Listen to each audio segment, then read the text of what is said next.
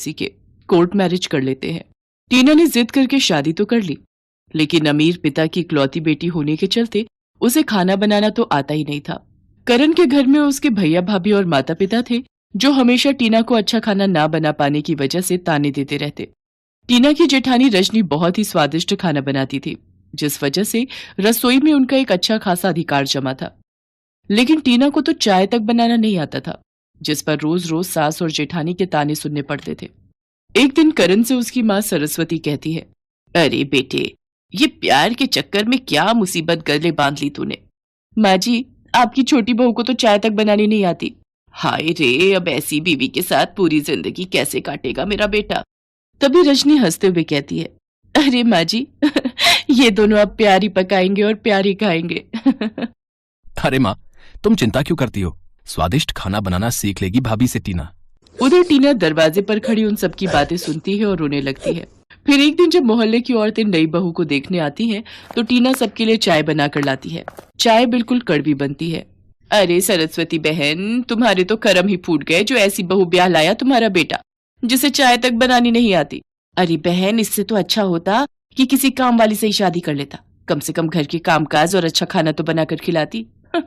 बेचारा करण अब जिंदगी भर जला कटा ही खाएगा। ये कहकर पड़ोस ने बिना चाय पिए ही चली गई और टीना दुखी होकर अपने कमरे में जाकर रोने लगी। अब टीना वापस अपने मायके भी तो नहीं जा सकती थी, क्योंकि उसने अपने परिवार की मर्जी के खिलाफ जाकर शादी की थी। फिर शाम को जब करण ऑफिस से घर वापस आता है, तब टीना उससे कहीं अलग घर लेने की बात कहती है। करण, मुझे कहीं अलग फ्लैट में ले चलो, वरना मैं मायके चली जाऊंगी। अब मुझसे और बर्दाश्त नहीं होता। करण रोती हुई टीना को हिम्मत देते हुए कहता है, टीना, तुम दुखी मत हो। तुम भाभी के साथ रसोई में मदद करते करते सब सीख जाओगी, और अगर तुम 1 महीने तक नहीं सीख पाई तो हम दोनों किसी अलग फ्लैट में शिफ्ट हो जाएंगे। ओके, चलो अब बस हंस दो। इसके बाद करण टीना को खाना बनाने की कई किताबें भी लाकर देता है, लेकिन वो किताब पढ़कर भी टीना के दिमाग में कुछ नहीं बैठ पाता, और वो जब भी खाना बनाती है या तो वो जल जाता या उसमें नमक मिर्च तेज हो जाता, जिस वजह से सब घर वालों के मुंह चढ़ जाते थे। एक बार दिवाली के समय उनकी सोसाइटी में स्वादिष्ट व्यंजन बनाने का कंपटीशन होता है, और रजनी भी जिद करके जबरदस्ती टीना का नाम उस कंपटीशन में लिखवा देती है, क्योंकि वो चाहती ही है कि टीना की जग हंसाई हो और उसे सबके सामने अपमानित होना पड़े। इस बीच दिवाली से एक दिन पहले दोपहर के समय जब टीना टेस्टी डिशेस की किताब पढ़ रही होती है, तभी कहीं से एक साधु बाबा दरवाजे पर आकर आवाज लगाते हैं और कहते हैं, बेटी, मैं बहुत दूर से आया हूँ, बहुत भूखा हूँ, कुछ खाने को दे दो। वैसे भी दिवाली का समय है, मना मत करना। टीना को बाबा पर दया आ जाती है और वो बाबा से कहती है, बाबा आप अंदर आकर बैठिए, तब तक मैं रसोई से आपके लिए कुछ खाने को ले आती हूँ। जब टीना रसोई में जाकर देखती है तो खाने में कुछ भी नहीं बचा होता। फिर टीना खुद ही बाबा के लिए खाना बनाती है, जो जला हुआ, थोड़ा कच्चा और तेज नमक वाला होता है। टीना खाने की थाली बाबा को देते हुए कहती है, बाबा मुझे माफ करना, घर में कुछ भी नहीं बचा था, इसलिए मुझे जो भी समझ आया बना लाई। लेकिन मुझे क्षमा कीजिएगा बाबा, मुझे खाना बनाना बिल्कुल भी नहीं आता। टीना की बातें सुनकर बाबा उससे कहते हैं, कोई बात नहीं बेटी, तुमने मुझ गरीब के लिए जो इतना कष्ट किया, मेरे लिए वही बहुत है।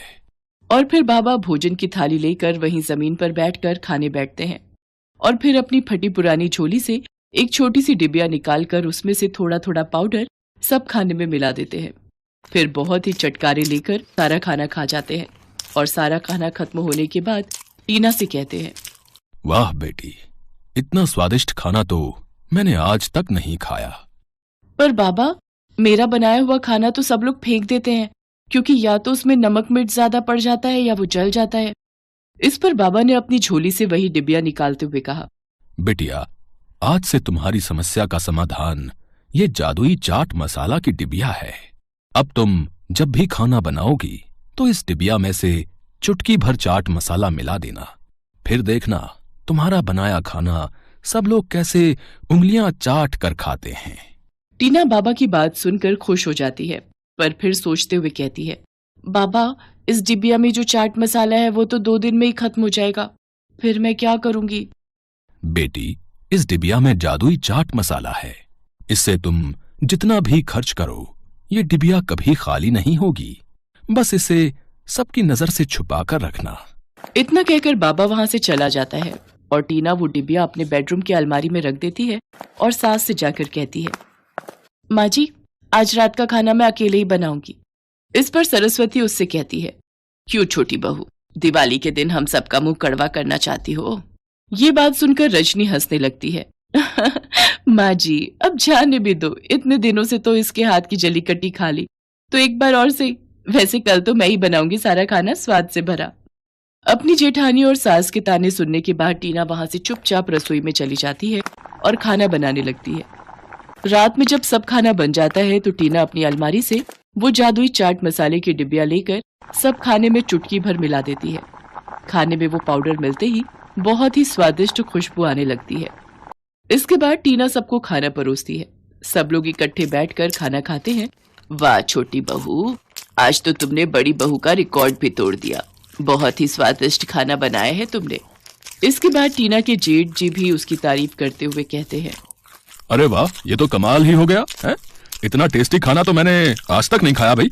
और फिर सभी ने दिल खोलकर टीना के खाने की तारीफ की। लेकिन रजनी सबकी बातें सुनकर जल भुन रही थी। और अगले दिन सुबह पाक कला कॉन्टेस्ट था, जिसमें सोसाइटी की सभी नई बहुओं ने हिस्सा लिया और सबसे स्वादिष्ट व्यंजन बनाने का फर्स्ट प्राइज मिला टीना को। आज टीना के साथ साथ करण और उसका पूरा परिवार बहुत खुश था और सभी पड़ोसियों ने भी उसकी तारीफ के पुल बांधे, जो पहले टीना का मजाक उड़ाया करते थे। अपनी पत्नी की सफलता देख करण भी बहुत खुश होता है और वो अपनी बीवी को गले लगा लेता है और खुशी खुशी उसके साथ अपने ही घर में रहता है। अर्जुन ने जैसे ही अपनी माँ से उषा और अपने प्यार का जिक्र किया तो मॉडर्न सोसाइटी में उठने बैठने वाली माँ उनके प्यार के लिए राजी नहीं होती और वो ये सुनते ही भड़क जाती है।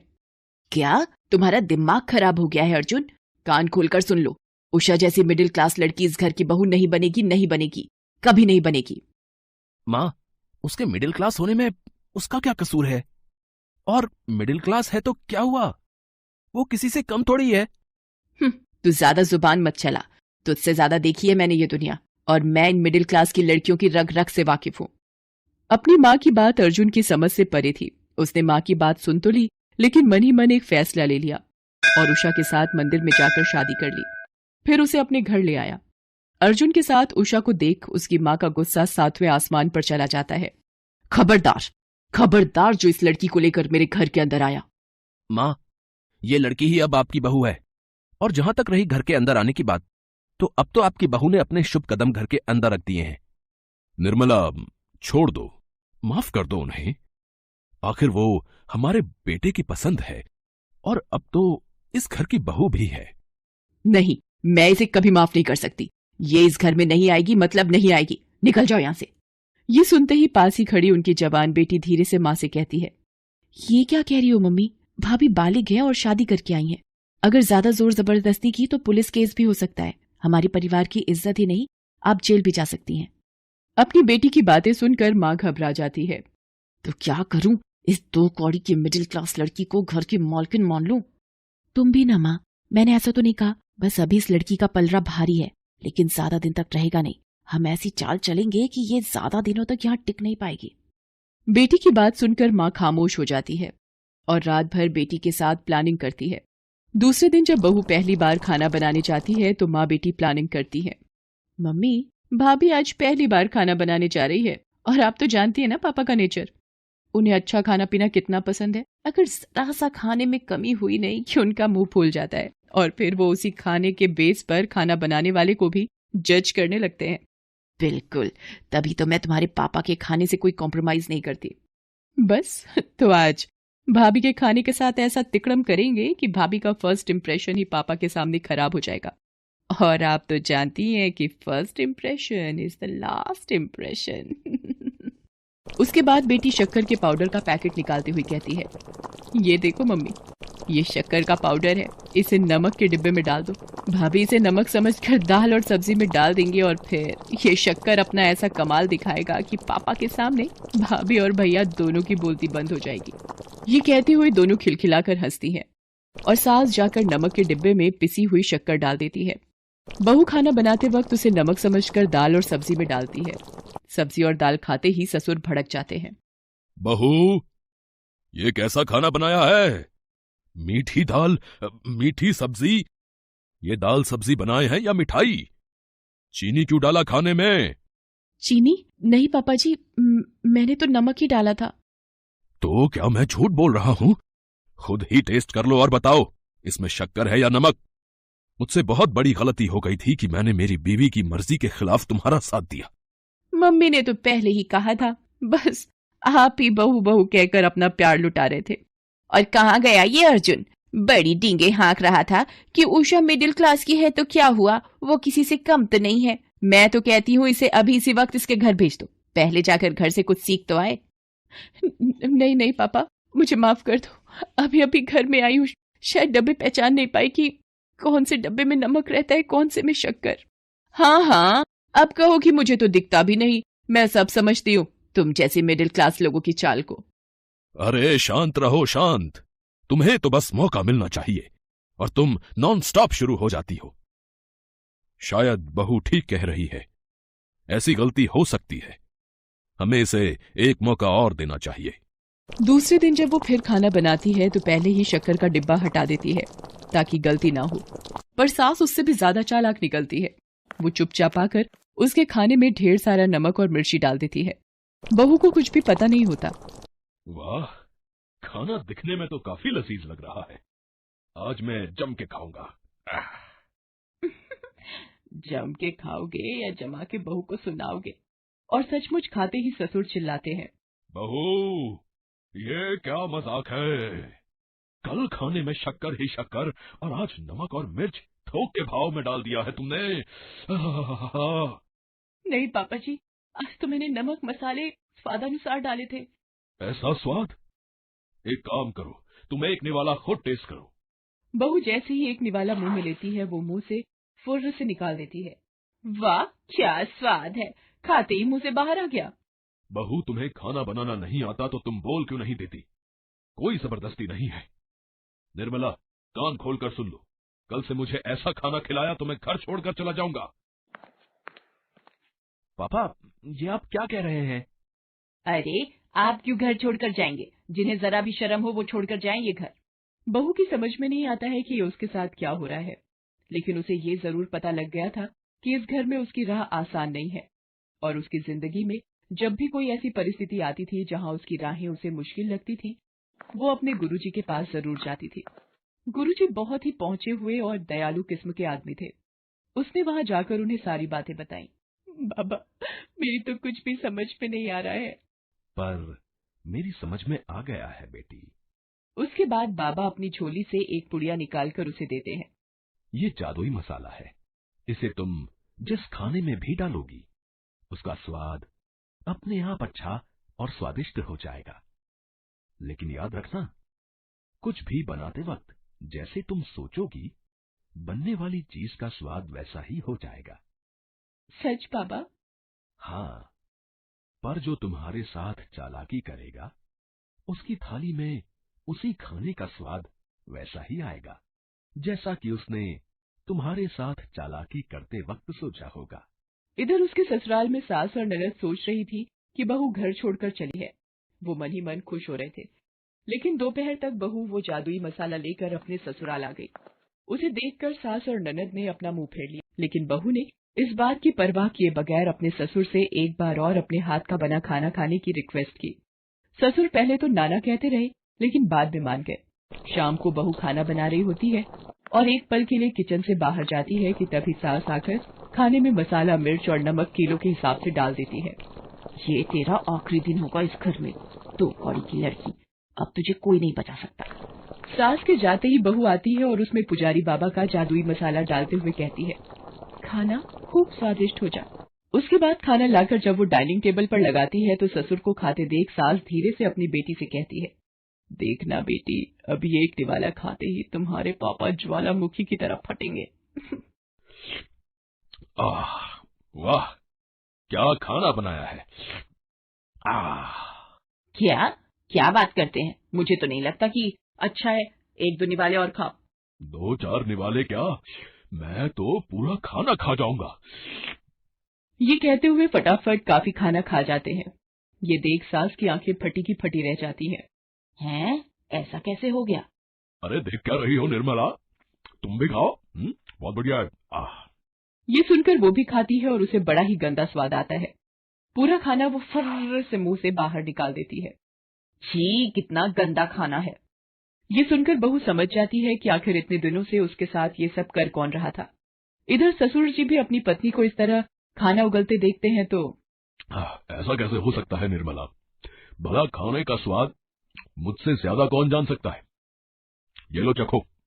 कहते हुए अपनी थाली का निवाला खिलाते हैं तो सास को स्वादिष्ट लगता है। अरे हाँ, ये तो वाकई स्वादिष्ट है। फिर तुम्हारी थाली का क्यों नहीं है? वो भी तो इसमें से बहू ने परोसा है। तो आप भी मेरी थाली का खाकर देखो। ये सुनकर ससुर खाते हैं तो उन्हें स्वादिष्ट लगता है। ये तो बिल्कुल मेरी थाली के खाने जैसा ही है। मैंने पहले ही कहा था। अब चुपचाप खाओ इसे और बिना मतलब मीन मेख निकालना बंद करो। वो जैसे तैसे एक निवाला खाती है, फिर फुर्र से उड़ाती है। ये देख पति को गुस्सा आता है और वो अपनी जगह से खड़े होकर चीखते हैं। ये क्या बदतमीजी है? मैं ये बर्दाश्त नहीं करूंगा। सुनते ही रोती हुई वो उनके पैर पकड़ लेती है और उन्हें सारी बात सच सच बता देती है। निर्मला, कोई तुम्हारे या तुम्हारी बेटी के साथ ऐसा करता तो? बेचारे हमारे बेटा बहू एक दूसरे से इतना सच्चा प्यार करते हैं और तुम। माफ कर दीजिए मुझे, माफ कर दीजिए। आज मुझे पता चल गया कि सच्चे प्यार का साथ ऊपर वाला भी देता है। आज के बाद मैं इसे अपनी बहू नहीं, बेटी बनाकर रखूंगी। ये सुनकर सभी खुश हो जाते हैं। अनुराधा के पति का अचानक एक बीमारी से देहांत हो गया। 5 बेटियों की जिम्मेदारी अनुराधा पर आ गई। देख अनुराधा, अब हम तेरा और तेरी बेटियों का बोझ अब और नहीं उठा सकते। इन्हें ले और यहाँ से निकल जा। पर भाभी, मैं इन 5 को लेकर कहाँ जाऊंगी?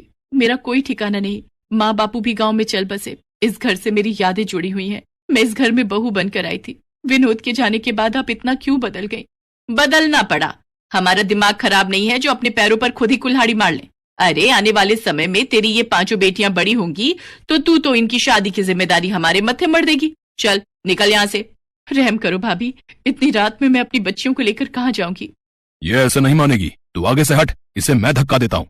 अनुराधा के जेठ जेठानी बड़ी क्रूरता से उसे उसकी बेटियों के साथ सड़क पर धक्का दे देते हैं। अब मैं इतनी रात में इन 5 को लेकर कहाँ जाऊं? मेरी मदद करो प्रभु। अनुराधा अपनी 5 बेटियों का हाथ थामे रात के अंधेरे में सड़क पर चल रही थी। मम्मी, बहुत डर लग रहा है। अंधेरे में कुछ भी दिखाई नहीं दे रहा। चिंता मत करो, मैं तुम्हारे साथ हूँ ना, डरो नहीं। मम्मी, अब हम कहाँ जाएंगे? ताऊ जी ताई जी ने तो घर से निकाल दिया। मम्मी, बहुत प्यास लगी है, पानी पीना है। पूजा, तू इन चारों का ध्यान रख, हाथ पकड़ के रखना। मैं सामने नल से पानी भरकर लाती हूँ। अनुराधा अपनी बेटियों को सड़क के किनारे बिठाकर पानी लेने चली जाती है। तभी एक गुंडा अनुराधा के पास आता है और उसका हाथ पकड़ लेता है। क्या बात है? प्यास लगी है क्या? कहो तो हम बुझा दें। मेरा हाथ छोड़ो, मुझे छोड़ दो। ओए, जब वो कह रही है तो छोड़ क्यों नहीं देता? अबे, तू इसका कौन है, हैं? जो बीच में टांग अड़ाने आ गया? मैं कोई भी हूँ, तुझे से क्या? लगता है तू ऐसे नहीं मानेगा। वो आदमी गुंडे को मार पीट कर वहाँ से भगा देता है। शुक्रिया भैया, आज आपने मेरी मदद की। इसमें शुक्रिया की कोई बात नहीं, ये तो मेरा फर्ज था बहन। अनुराधा अपनी बेटियों को लेकर जाने लगती है। तभी बहन, इतनी रात में तुम अकेली कहाँ जाओगी? यहीं पास में ही मेरी मौसी का घर है, रात वहाँ रुक जाना। बच्चियों के साथ अकेले रात में रहना खतरे से खाली नहीं। मम्मी, हम सबको भूख लगी है। चलो आओ, मौसी के घर चलते हैं, वहाँ सब पेट भर कर खाना। शुक्रिया भैया। वो आदमी अनुराधा और उसकी बेटियों को अपनी मौसी के घर ले जाता है। अरे आओ आओ बेटी, कितनी प्यारी और मासूम बच्चियां हैं। तुम्हारी कहानी सुनकर सचमुच मेरा भी दिल भर आया। कैसे निर्दयी लोगों की दुनिया बनती जा रही है। बेटी, तुम चिंता मत करो, तुम आराम से यहाँ जितने दिन चाहे रह सकती हो। मौसी जरा इधर आना, मैं कह रहा था बच्चियों को भूख। मौसी और वो आदमी बातें करने लगते हैं। कुछ देर बाद, माँ पानी पीना है, तुम यहीं पलंग पर बैठो, मैं लेकर आती हूँ। देखो मुन्नी बाई, बड़ी मुश्किल से ये चिड़िया और इसके चूजे हाथ में आए हैं। तुम्हारे तो दोनों हाथों में चांदी है, तुम अपनी दुकान आराम से चला सकती हो। बात तो तू ठीक कह रहा है, पर इसे शक तो नहीं हुआ ना कि ये कोठे पर लाई गई है और तू इसे और इसकी बेटियों को बेचने के लिए यहाँ लाए है? अरे नहीं मुन्नी बाई, बस अब तुम जल्दी से मेरे पैसे मुझे दो, मैं यहाँ से जाऊं। हाँ, ये आदमी मुझे यहाँ बेचने लाए है। नहीं, मुझे यहाँ से भागना होगा। मैं अपनी बेटियों के साथ कुछ गलत नहीं होने दूंगी। अनुराधा कमरे में जाती है। चलो बच्चों, हम यहाँ नहीं रुकेंगे। वो दरवाजा खुला है, एक एक करके तुम सब वहां से बाहर जाओ, आराम से, वो अंकल देख ना पाए। अनुराधा अपनी बेटियों के साथ चुपके से भागती है। तभी उस व्यक्ति की नजर उन पर पड़ जाती है और वो उन्हें पकड़ने के लिए दौड़ता है। मुन्नी भाई, हमें इन्हें पकड़ना होगा। हे ईश्वर, मेरी मदद करो प्रभु। भागो मेरी बच्चियों, और तेज, हमें इनके हाथ नहीं आना। तभी अनुराधा देखती है सामने हनुमान मंदिर है और वहां घंटियों की आवाज आ रही है। चलो बच्चों, जल्दी से हनुमान मंदिर में चलते हैं, वहां हमें कोई कुछ नहीं कहेगा। अब हम लोग इन्हें नहीं पकड़ सकते। ये हनुमान मंदिर में चली गई है। किसी ने हमें वहां देख लिया तो पुजारी और सब लोग हमें पुलिस को पकड़वा देंगे। कैसी किस्मत खराब है, इस सौदा भी हाथ से चला गया है। चलो वापस चलते हैं। हे बजरंग बली, आज आपने मेरी और मेरी बेटियों की जान बचाई। आप धन्य है प्रभु। बजरंग बली तो शरण में आए हर भक्त की मदद करते हैं। यहाँ तुम्हें डरने की कोई जरूरत नहीं है। पर बेटी, तुम इतनी घबराई हुई क्यों हो? अनुराधा पुजारी जी को अपनी सारी दुख भरी कहानी बताती है। बेटी, तुम चाहो तो इसी हनुमान मंदिर में रहकर प्रभु की सेवा करो। यहाँ तुम्हें किसी प्रकार का कोई डर नहीं। पुजारी जी की बात सुनकर अनुराधा को थोड़ी तसल्ली होती है। उस दिन से अनुराधा अपनी 5 बेटियों के साथ हनुमान मंदिर में ही रहने लगी। अनुराधा और उसकी 5 बेटियां हनुमान मंदिर की सेवा करती थी। वहां की साफ सफाई, देखभाल, ये सब अनुराधा ही संभालती थी। एक दिन अनुराधा ने पुजारी जी से कहा, पुजारी जी, मैं सोच रही थी मंदिर के बाहर ही फूल माला और पूजा की सामग्री बेचने का काम करके थोड़े पैसे कमा लूंगी, ताकि अपनी बेटियों को स्कूल में पढ़ा लिखा कर उनकी शादी कर सकूं। ये तो बहुत उत्तम विचार है अनुराधा बेटी। मैं कल ही फूल वाले और पूजा सामग्री वाले की दुकान पर तुम्हें ले चलूंगा। वो तुम्हें उधार पर फूल माला और सामग्री दे देंगे। जो भी कमाई होगी उसमें से तुम उनके पैसे चुकाकर बाकी की कमाई अपने पास रख लेना। ऐसे ही धीरे धीरे तुम्हारा काम शुरू हो जाएगा। पुजारी जी अनुराधा को फूल माला और पूजा की सामग्री दिलवा देते हैं। अनुराधा मंदिर के बाहर ही फूल माला और पूजा की सामग्री बेचने लगी। अनुराधा ने अपनी बेटियों को एक सरकारी स्कूल में डाल दिया। अब उसकी बेटियां पढ़ने जाने लगी थी। अनुराधा को हनुमान मंदिर में रहते हुए 15 साल बीत गए। अनुराधा की मंदिर के बाहर ही फूल माला और पूजा सामग्री की 2 बड़ी दुकानें थी। मंदिर के पुजारी जी का निधन हो चुका था। अपने जाने से पहले पुजारी जी मंदिर का सारा कार्यभार अनुराधा को सौंप गए थे। अब मंदिर का सारा कार्यभार अनुराधा ही संभालती थी। अनुराधा की 5 बेटियां बड़ी हो चुकी थी। अनुराधा को शहर में बहुत से लोग जानते थे और उसके अच्छे व्यवहार से सभी परिचित थे। अनुराधा को अपनी 5 बेटियों की शादी के लिए कोई परेशानी नहीं हुई। हनुमान जी के आशीर्वाद से अनुराधा की 5 बेटियां आज अपने ससुराल में सुखी थी। कहते हैं ना, जिसका कोई नहीं होता उसकी रक्षा करने वाले स्वयं भगवान होते हैं।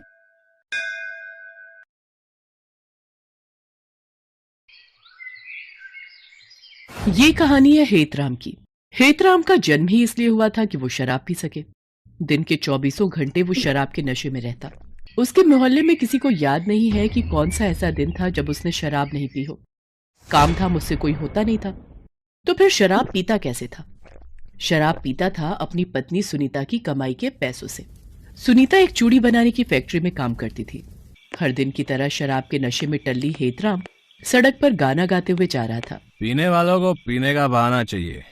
अरे पीने वालों को पीने का बहाना चाहिए। गाना गाते हुए अपने डगमगाते कदम से जैसे ही वो अपने घर में घुसा, उसकी 4 बेटियां रीमा, सीमा, मीना और पुष्पा के दिल की धड़कन बढ़ गई। वो आपस में खुसर फुसर करने लगे। तभी हेतराम ने सीमा को बुलाकर पूछा, सीमा, अरे ओ सीमा, तेरी माँ कहाँ है रे? बापू वो तो अभी नहीं आई। आई नहीं? क्या मतलब आई नहीं? रात होने को आई और तुम्हारी माँ बाहर गैर मर्दों के साथ गुलछर्रे उड़ा रही है। आने दो आज उसे, मार मार कर उसकी सारी आशा की यहीं जमीन में मिला दूंगा। बेशर्म औरत, मेरी नाक कटा दी है इसने। पति घर पर आ गया है और वो बाहर मजे कर रही है। उसके मुंह से दारू का भपका उठ रहा था। सीमा ने अपनी नाक बंद की और चुपचाप खामोशी से अपने शराबी पिता की बात सुनने लगी। तभी सुनीता वहां आ गई। सुनीता को देखते ही हेतराम भड़क गया। आ गई आशिकी लड़ाकर? अरे शर्म नहीं आती तुझे? घर में 4 बेटियां हैं और तू दूसरे के साथ मुंह काला किए फिरती है। ये सब आप क्या कह रहे हैं? आपका दिमाग खराब हो गया है क्या? मेरा दिमाग खराब हो गया है? बदतमीज औरत है। मेरा दिमाग खराब हो गया है? इतनी रात तक तू कहाँ थी? काम पर गई थी, आपको पता नहीं है? चल बड़ी आई काम की धौंस देने वाली। ये बता इतनी रात क्यों हो गई? 100 बार बोल चुकी हूँ, काम बहुत है। अभी त्योहार आने वाले हैं, ज्यादा काम करना पड़ता है और इसके ज्यादा पैसे भी मिलते हैं, तभी तो घर चलता है। नहीं तो सारी कमाई तो आपकी शराब में चली जाती है। खुद तो कुछ करते नहीं, बीवी करे तो फालतू की बातें बनाते रहते हो। पत्नी के मुंह से ये बात सुनकर हेतराम को मिर्ची लग गई। उसने गुस्से में अपनी 8 महीने की गर्भवती पत्नी के पेट पर जोर से लात मार दी। वो जमीन पर गिर पड़ी और दर्द से करा उठी। आह, आह, आह। सुनीता 5वीं बार गर्भवती थी। सुनीता तो पहली बेटी के बाद ही और बच्चे नहीं चाहती थी, लेकिन हेतराम को एक लड़के की चाहत थी। तू मुझे मत बता कि और बच्चे पैदा करने की नहीं। मर्द हूं मैं तेरा। मर्द की जो मर्जी होती है वही होता है, और उसी में औरत का भला भी होता है। इसलिए अपनी जबान बंद रख और मर्द की बात सुन। अगर नहीं सुनेगी तो तेरी इस बेटी को रेल की पटरी पर फेंकाऊंगा, समझी? बेचारी सुनीता क्या करती? अब इस बात को कौन सी माँ बर्दाश्त करती कि उसके बच्चे को कोई रेलवे ट्रैक पर फेंकाए। हेतराम की धमकी ने सुनीता को एक बच्चा पैदा करने वाली मशीन बना दिया और एक लड़के की चाहत में सुनीता ने 4 लड़कियों को जन्म दे दिया और वो 5वीं बार भी गर्भवती हो गई थी। सुनीता दर्द से करा रही थी, लेकिन हेतराम को उससे कोई फर्क नहीं पड़ता था। वो तो अब भी नशे में बड़बड़ाए जा रहा था। जबान चलाती है, हैं? मेरे सामने जबान चलाती है? अरे शुक्र मना मेरे जैसा सीधा साधा पति तुझे मिला है, नहीं तो तेरी इस बदजबानी पर तेरी जान ले लेता। ये कहकर उसने फिर से उसके पेट पर मारने के लिए अपना पैर उठाया।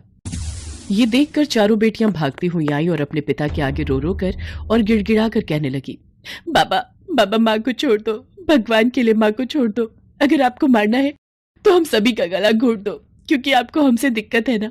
आप हमें मार दो, लेकिन माँ को छोड़ दो।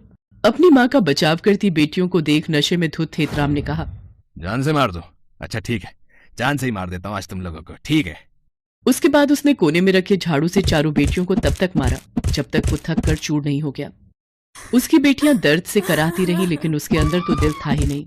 ना जाने कितनी बार उस जालिम ने अपना जोर अपनी पत्नी और बेटियों पर दिखाया था। कुछ दिन और बीते।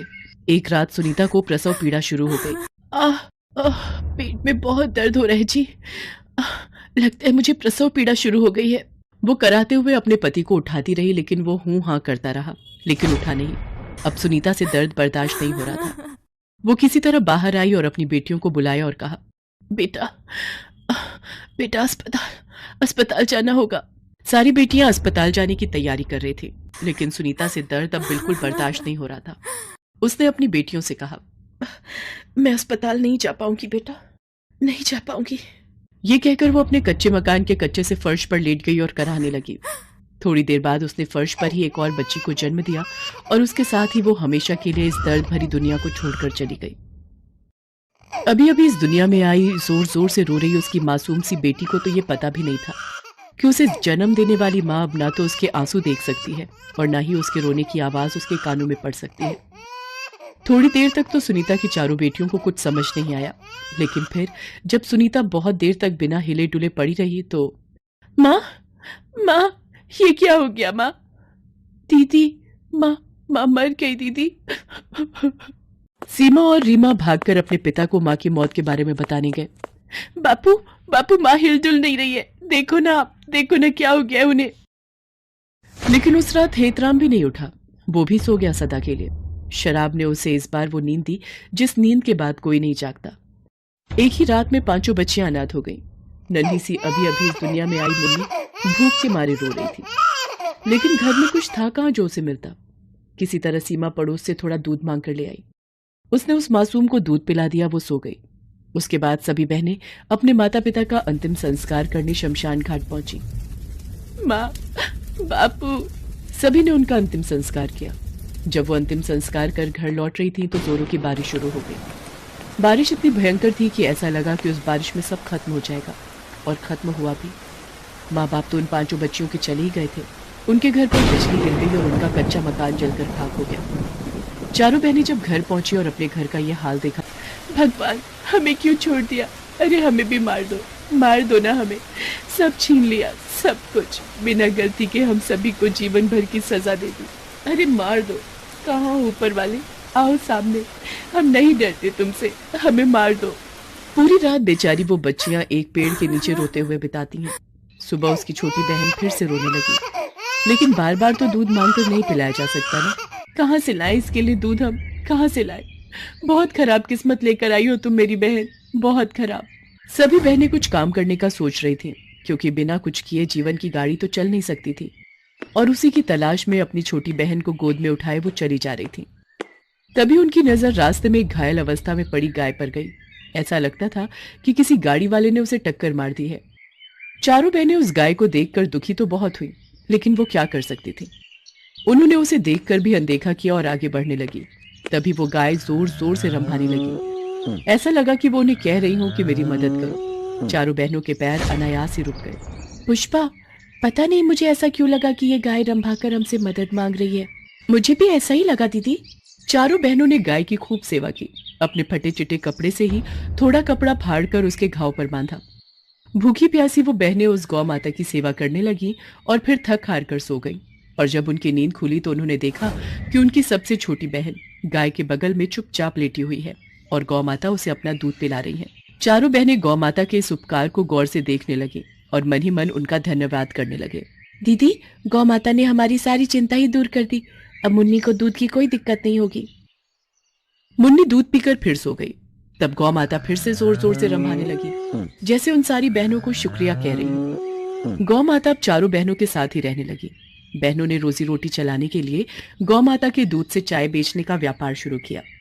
गौ माता के दूध से बनी चाय इतनी स्वादिष्ट होती कि इस चाय का स्वाद तो अद्भुत है। मैंने सच में ऐसी चाय आज तक नहीं पी। धीरे धीरे उनकी दुकान खूब चलने लगी। थोड़ा समय और बीता। अब उन बहनों ने गाय के दूध की मिठाइयां बनाकर बेचनी शुरू कर दी और वे मिठाइयां भी लोगों की जबान पर ऐसी चढ़ी कि जो भी एक बार उनकी दुकान की मिठाई खाता वो बार बार उनकी दुकान पर आता।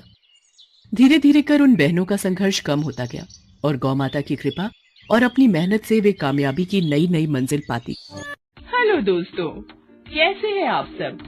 हमारी कहानियाँ देखने के लिए हमारे चैनल को सब्सक्राइब कीजिए और हाँ, बेल आइकॉन पर क्लिक करना मत भूलिएगा।